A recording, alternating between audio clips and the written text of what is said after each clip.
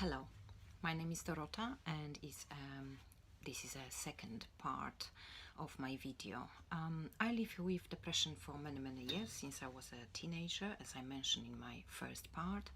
And today I would like to provide you with some help and understanding towards the better choice of vocabulary that people who suffer with mental health illness may actually appreciate. My first part of the video was about those phrases that are not very helpful. So it's time to give you some remedies. First of the phrases that I think we should say instead of all those unhelpful ones like pull yourself together, is about paraphrasing to show that you have listened. So if you are lucky enough that a person with mental health problem opens up to you and talks about their suffering, pain, or whatever it might be, you do not really need to provide any solutions to the problem. You just need to listen. And how to show that you listen, it's about paraphrasing. It's about saying, I hear you are saying that you feel pain. If I understood correctly, you are very low at the moment and unable to function, and so on and so forth. Paraphrasing is a powerful tool. It's not only a factor ensuring the effective communication, but amazing tool when dealing with any situation that is a bit challenging. What else you could do?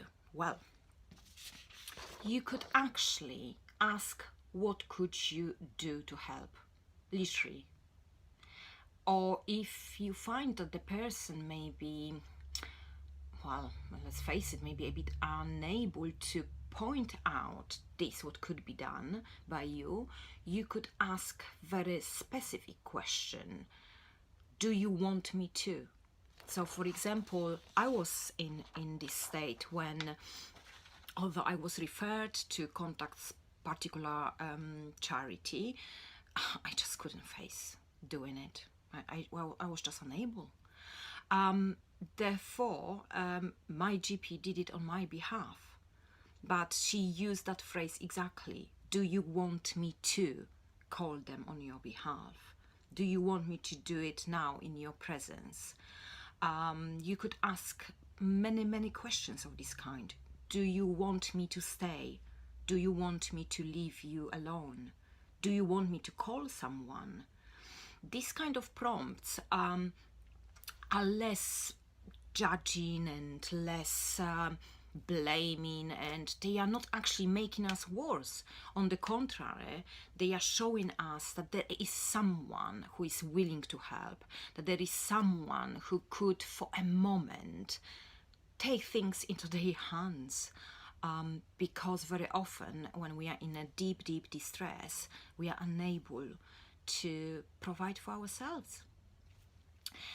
Another very important aspect is about reassuring. Reassure about your presence and commitments if you are able, obviously, to commit. Don't make empty promises. So how to reassure? Well, just say, well, I'm listening. I'm here to listen. Anytime you want to talk, I'm here. Or you can call me anytime. Making that call when you are in distress is a bit challenging for the person in distress. So although you need to say it and offer it, you may actually be the one who will call from time to time. And the commitments is, if you are able to commit to any particular help, anything, even small one, reassure about that, make it clear, but don't promise something that you can't do. So you can't say, oh, I will be here every morning, because if you can't, there is no point of making this statement. But you could say, look, I could have an hour every Wednesday to come and sit with you and drink a cup of tea, or just be. And this is amazing to hear. This is actually a kind of anchor that we often hold on to, knowing that there is someone who does something on a regular basis, and that we are in focus, because being in distress is very lonely, so we need people who care around us. This really, I pretty mentioned, however, providing a specific help. So if the person is unable to leave home, this happens very often when we are in distress, maybe offering, look, would you like me to do your weekly shopping, or do you want me to call someone to offer that help, or do you want me to do it online?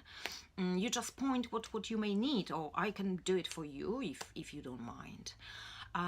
Offering specific useful help is amazing, is solving a little problem that person has a full pull of, and it's providing a bit of reassurance that things can get better, that we can get out of this pool full of worries and problems that we are unable to solve at that point in time.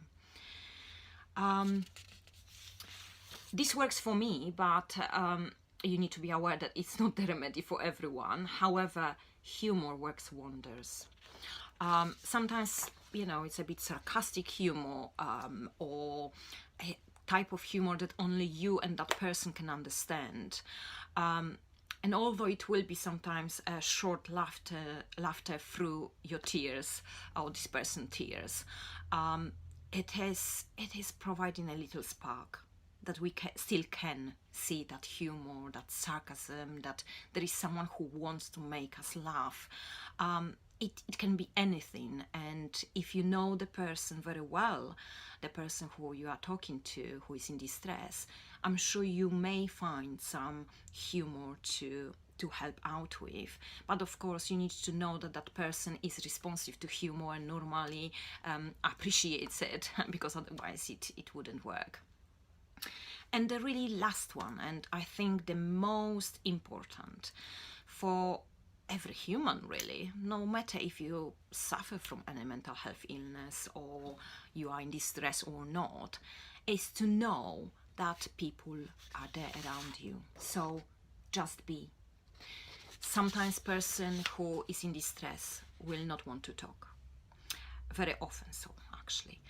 But knowing that there is someone with us, next to us, that we can hold their hand if we need to for a moment, or if we can have a cuddle, that's amazing. And that physical closeness without much need of speaking about things is something that is enormously helpful, and we do appreciate it. This is another aspect that we may show no gratitude at that point, but we notice it and we appreciate it. And when we are ready and out of this distress, I'm sure we will give you a big hug for being there for us. I hope it helps. Thank you very much for listening.